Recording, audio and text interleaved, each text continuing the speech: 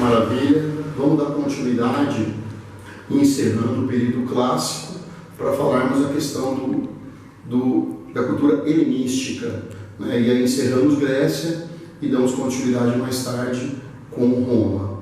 Então é o seguinte, galera, nós já estudamos que o período clássico, alguns historiadores vão colocar como século VI e século IV, mas como é muito final do século VI, período clássico século V, século IV. Nós estudamos na aula passada, no século V, a chegada dos persas à Hélade, à Grécia, iniciando as chamadas guerras médicas, vencidas pelos gregos. E aí nós destacamos a cidade-estado de Atenas, que atingiu seu momento auge, né, o século de ouro de Atenas, tendo como representante máximo Péricles, o século de ouro de Péricles. Nós estudamos que Atenas, que atingiu seu momento auge, tinha como principal rival a cidade de Esparta, que conseguiu unir na Liga do Peloponeso os principais inimigos de Atenas dentro da Hélade, formando-se a Liga de Delos e a Liga do Peloponeso. Inevitável confronto entre Delos e Peloponeso, liderado Peloponeso por Esparta, Delos por Atenas. Nós vamos ter a primeira e a segunda guerra do Peloponeso. Batemos esse papo nas aulas anteriores. Então nós vimos que a segunda guerra do Peloponeso, 431-404, enfrentamento da Liga de Delos liderada por Atenas, Peloponeso liderada por Esparta, que vence Atenas em 404, batalha de Egospótamos, vitória espartana, derrota de Atenas. As muralhas que protegem a Acrópole ateniense, ela é derrubada. O governo ateniense, mas é um governo títere dos espartanos. É um momento de crise da democracia ateniense, é um momento de crise, mais tarde ela será retomada, mas Atenas inicia o fim daquilo que chamamos de século de ouro, que foi o século V. Então estamos entrando agora no século IV a.C. O que nós vamos, de maneira mais sintética, trabalhar no século IV a.C.? Nesse século IV, com a derrota de Atenas, há uma tendência de Esparta exercer uma liderança dentro da Hélade. Só que a cidade espartana enfrentará a resistência da cidade de Tebas, que historicamente também sempre foi inimiga de Atenas. O general chamado Epaminondas reorganiza as forças militares tebanas, nas chamadas falanges, e passa a enfrentar o poderio espartano. Então você passa a ter um novo momento de tensões e conflitos dentro da Hélade. Novamente, não entre duas cidades, mas um conjunto de várias cidades-estados gregas. De um lado nós temos Teba enfrentando Esparta, que inclusive terá em Atenas sua aliada. Não se esqueça que Atenas, derrotada, se tornou um governo títere dos espartanos. E não se esqueça que, historicamente, Tebas e Atenas eram inimigas. Desses conflitos, galera, destaco duas batalhas que são sempre citadas em exercícios.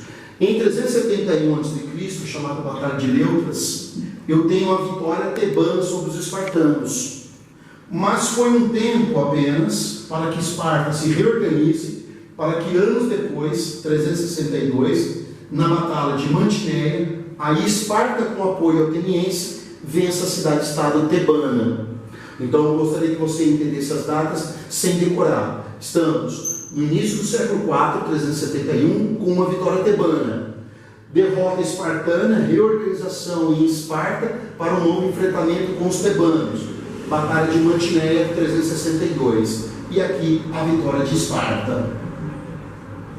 Então, em um primeiro momento tem a vitória tebana, para no momento posterior ter uma vitória espartana, auxiliada inclusive pelos atenienses. O fato é o seguinte: quando estudamos a primeira metade do século IV, 371, 362, nós temos dentro da Hélade a continuidade de inúmeros conflitos entre essas cidades-estados gregas, o que vai levar a elas um enorme desgaste.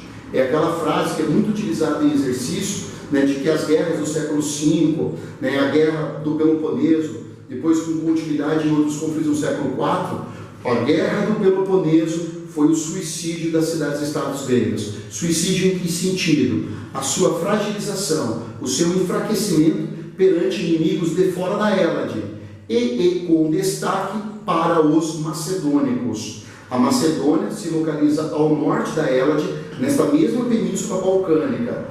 Um rei chamado Filipe II reorganiza a Macedônia, organiza o seu exército a partir do mesmo modelo falangista das falanges tebanas e inicia um processo de expansão para dentro da Hélade, aproveitando-se do enfraquecimento, da fragilidade dessas cidades-estados gregas. É a partir dali, Filipe II, que teremos o domínio macedônico concluído e consolidado mais tarde pelo seu filho Alexandre Magno, no momento auge desse período do século IV do domínio macedônico sobre as cidades-estados gregas. Bacana? Então nós vamos estudar agora o domínio macedônico a partir do rei Filipe II da Macedônia, que a partir de 357 e 336 inicia a conquista da Hélade, inicia a conquista das cidades-estados gregas. O momento auge disso é 338, Batalha de Queroneia, onde Filipe II submete várias cidades-estados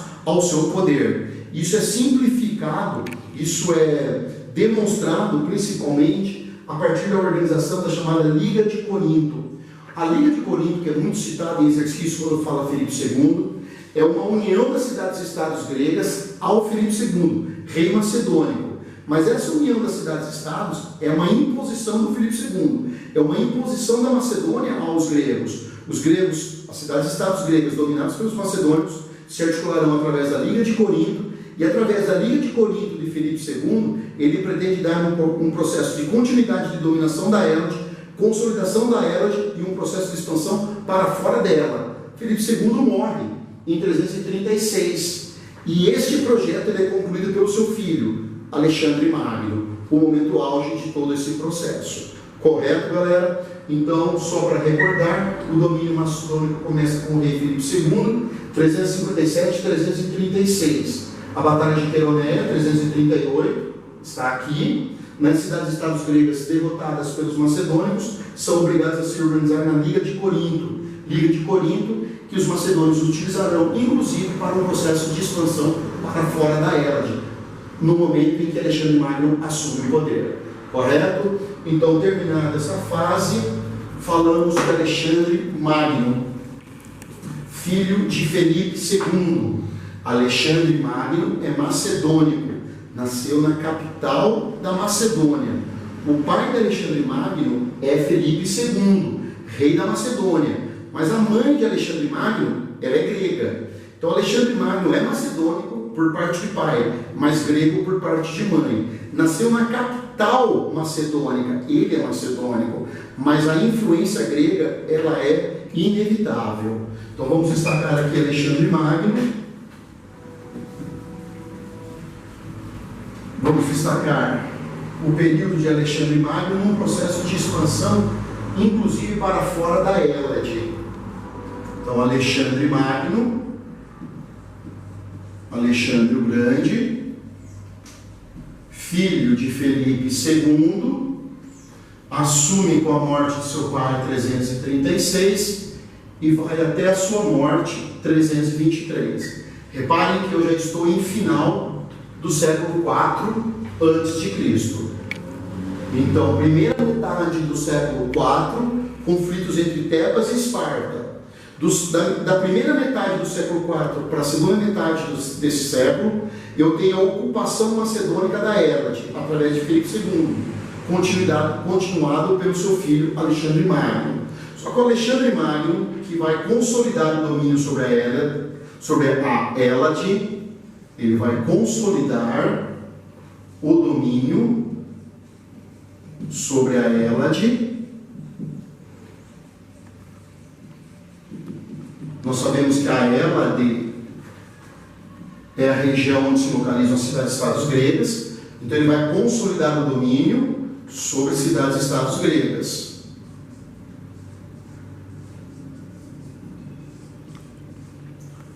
Só que o Alexandre Magno, que consolida esse domínio da Hélade a partir de 363, a partir de 334, ele vai iniciar a conquista fora da Hélade. Ou sendo, indo em direção ao Egito, ou seja, região africana, e indo em direção, eu vou destacar, principalmente, indo em direção ao Império Persa. Só que o Império Persa não é composto apenas pelo território persa, é composto também por outros territórios, outros povos dominados pelos persas. Então inicia aqui um domínio sobre a região da Ásia Menor. Sempre peço para vocês entenderem que a Ásia Menor, Península da Anatólia, é o atual principal território da Turquia, né? Fica no continente asiático. Aqui, a região chamada Levante. A região do Levante é aquela região onde hoje você tem os territórios palestinos, o Estado de Israel. Estou indo em direção ao Egito, estou indo em direção à Mesopotâmia. Então vamos destacar aqui as principais regiões. Se eu estou indo em direção à Mesopotâmia, estou indo em direção aos rios Tigre e Eufrates, cuja sua principal cidade é a cidade da Babilônia, e em direção à própria Pérsia. Correto, galera? Então, a partir de 334, Alexandre Magno inicia um domínio sobre o Império Persa. Se eu estou dominando o Império Persa, portanto, eu considero que o Império Persa está num processo de crise nesse momento. Domínio do Egito, a Ásia Menor, região do Levante, região da Mesopotâmia, região da Pérsia, chegando até o rio Indo. Se chegou até o rio Indo, ele chegou onde hoje é a Índia. Isso tudo, moçada, num espaço de tempo muito curto. Estamos falando entre 334 e a sua morte, 323. Então, estou falando num espaço de praticamente uma década. Então, Alexandre Magno, durante esse período em que foi o rei da Macedônia, mas dominando cidades gregas e todos esses territórios, ele é tido até os dias de hoje, e sempre muito levantado no mundo antigo, inclusive durante a própria Idade Média europeia, como um dos maiores conquistadores do mundo antigo, os maiores conquistadores em termos de expansão territorial, correto? Eu peço para vocês destacarem aqui o seguinte: Alexandre Magno, em pouco tempo, conquistou uma grande expansão territorial, submeteu ao seu poder uma grande quantidade de populações e culturas, mas existe uma efemeridade. Conquistar é uma coisa, manter o domínio, administrar as áreas dominadas é um outro assunto. Então Alexandre Magno teve essa dificuldade, em pouco tempo conquistou-se muito, mas teve uma dificuldade de estabelecer um domínio sobre as suas áreas conquistadas. Então era muito comum, no momento em que ele se afastava, áreas conquistadas por ele iniciavam um processo de rebelião, como aconteceu inclusive com a própria Grécia. Ele já estava na Ásia, teve que voltar para a Península Balcânica para reprimir cidades gregas que haviam se levantado contra o seu domínio. Essas cidades foram arrasadas pelo Alexandre Magno, inclusive Atenas, que se levantou, mas não foi destruída, porque o Alexandre Magno tem uma relação com Atenas, como os próprios gregos têm com Atenas, como um dos símbolos máximos da própria cultura helênica. Nós sabemos que Alexandre Magno, filho do Filipe II, macedônio, nasceu na Macedônia, mas durante sua infância, durante o domínio do Filipe II sobre a Grécia, foi educado por filósofos gregos. Destaca-se inclusive o próprio Aristóteles, que teria sido tutor, teria sido professor, teria sido um preceptor de Alexandre Magno. Algumas fontes questionam, outras não aceitam.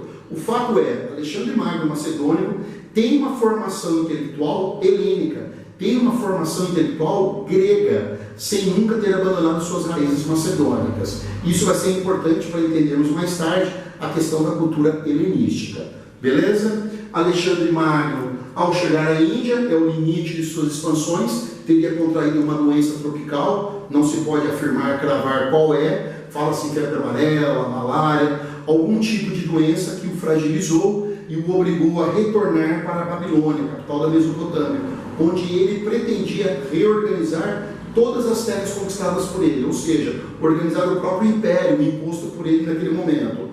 Não deu, morreu, e no momento em que ele morre, inicia-se uma forte disputa pelo poder entre os seus principais líderes militares, que mais tarde nós vamos chamar de diádocos, organizando os chamados impérios helenísticos. Bacana? O importante para destacarmos agora aqui, em relação a Alexandre Magno, em relação às suas conquistas territoriais, sempre muita curiosidade em torno disso, procurem ler, dar uma estudada sobre esse assunto, mas aprofundar aqui principalmente a chamada cultura helenística, naquele momento do Alexandre, mas principalmente posterior a ele, século III, século I a.C. Então vamos bater um papo agora sobre a cultura helenística. Sempre fazemos uma relação entre cultura helenística e Alexandre Magno, mas a cultura helenística vai se estender muito além do Alexandre Magno. Então, cultura helenística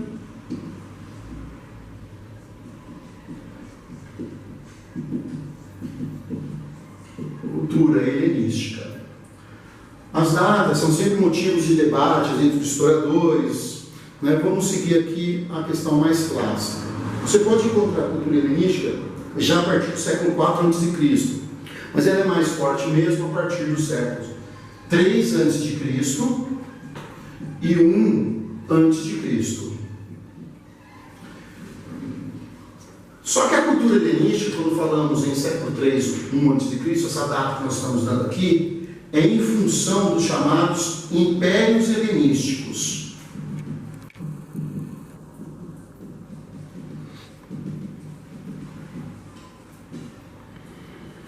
Os impérios helenísticos entre o século 3 e 1 a.C.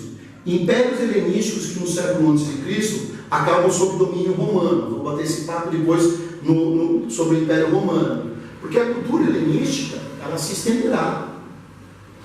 Ela se estenderá para o século 1, 2, 3 da era cristã. Ela não desaparece com o fim dos impérios helenísticos. Estamos falando da cultura helenística aqui. O que é a cultura helenística entre os séculos 3 e 1?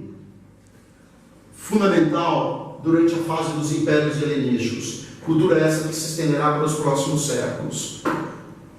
É muito comum, galera, simplificar a explicação, sintetizar a explicação de cultura helenística com a palavra fusão. É a fusão da cultura helênica. Cultura helênica, galera, cultura grega. São os gregos. Com a cultura oriental. Quando falamos cultura oriental, você vai colocar aqui a cultura egípcia, você vai colocar a cultura muito forte ali na região da Península da Anatólia, Ásia Menor, na região do Levante. Você vai destacar principalmente a cultura persa, a cultura mesopotâmica, ou seja, uma cultura muito forte, muito vibrante, que existe fora da Hélade, em outras regiões ali da borda ali do mar Mediterrâneo. Então nós vamos ter, no momento em que Alexandre Magno, macedônico, mas profundo conhecedor da cultura helênica, no seu processo de expansão territorial, ele leva a cultura helênica para fora do mundo helênico. Mas ao mesmo tempo Alexandre Magno está entrando em contato com a cultura oriental. E a partir dali você tem cada vez mais este encontro de valores helênicos com valores orientais. Alexandre Magno morre, segue-se uma enorme disputa de poder entre eles. Acabam se estabelecendo os chamados impérios helenísticos. Antigone, Seleucida, Ptolomeico, depois a gente vai bater um papo sobre isso. Dentro dos impérios helenísticos, a cultura helenística ela é vibrante, ela é muito forte. Acabou o Império Helenístico no século I. A cultura helenística ela continua a existir naquela região do mar Mediterrâneo, principalmente Mediterrâneo Oriental, Egito, Península Balcânica e áreas asiáticas. Esse assunto a gente aprofunda mais tarde na história de Roma. O importante é você perceber aqui o seguinte: o que é a cultura helenística que se consolida entre os séculos 3 e 1 a.C. dentro dos impérios helenísticos? É a fusão da cultura helênica grega com a cultura oriental. Eu teria a cultura helênica presente na cultura oriental, na cultura oriental. Eu teria a presença da cultura helênica na cultura oriental e teria a presença da cultura oriental na cultura helênica. Por isso que falamos a fusão. Eu prefiro raciocinar e trabalhar com o aluno da seguinte maneira: por que não pensarmos na difusão da cultura helênica no mundo oriental, como também a difusão da cultura oriental na cultura helênica? E a partir daí, uma fusão cultural, novas características, novos traços culturais. Quais são esses novos traços culturais? Quais são essas características? O que destacamos principalmente nesse momento? Então, por exemplo, nós vamos ter o predomínio de um monumentalismo e realismo, que eram características, por exemplo, da escultura oriental. Um monumentalismo, uma grandiosidade e traços mais reais, um realismo, dentro da própria cultura helênica. Então nós temos a presença de um monumentalismo e de um realismo, em detrimento, muitas vezes,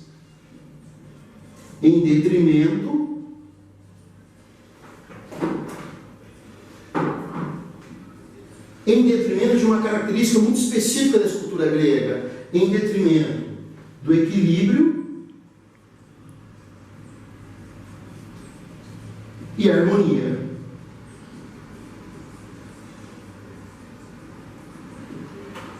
Então a escultura grega, ela demonstrava um maior equilíbrio e uma maior harmonia. Nesse momento, quando você estuda a escultura helenística, você percebe nessa escultura helenística traços de um monumentalismo e realismo muito fortes na cultura oriental, dentro de uma escultura grega que prevalecia o equilíbrio e a harmonia. Ou seja, há uma difusão de traços da escultura oriental no mundo grego, e esse absorvendo esses traços, dando início a um novo momento da história da arte naquela região. Tá? Não estamos falando apenas da arte, não estamos falando apenas da questão da escultura.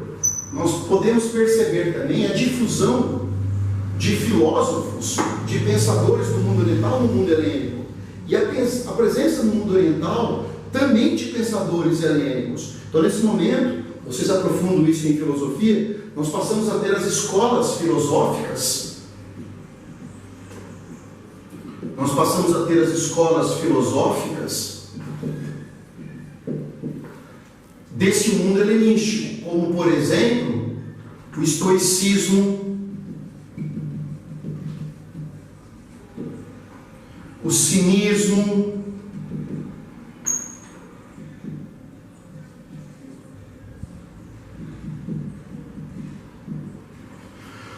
essas escolas filosóficas, como por exemplo o estoicismo, como por exemplo o cinismo, você percebe ao estudá-las a presença de um pensamento helênico fundido a pensamentos do mundo oriental, de escolas orientais. Então, nesse momento, você tem, por exemplo, em Alexandria, no Egito, a famosa Biblioteca de Alexandria.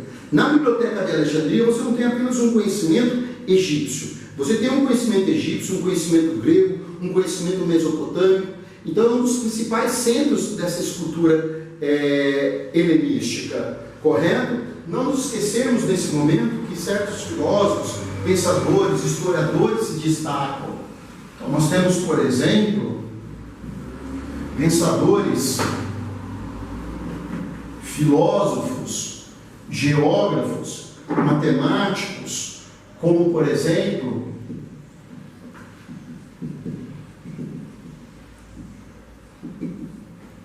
Ptolomeu, o grego Ptolomeu. Nós temos, por exemplo,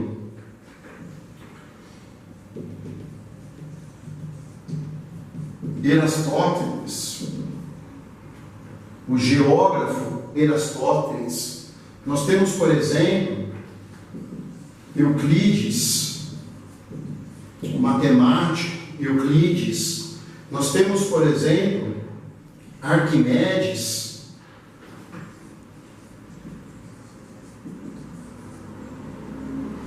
destacando-se na física.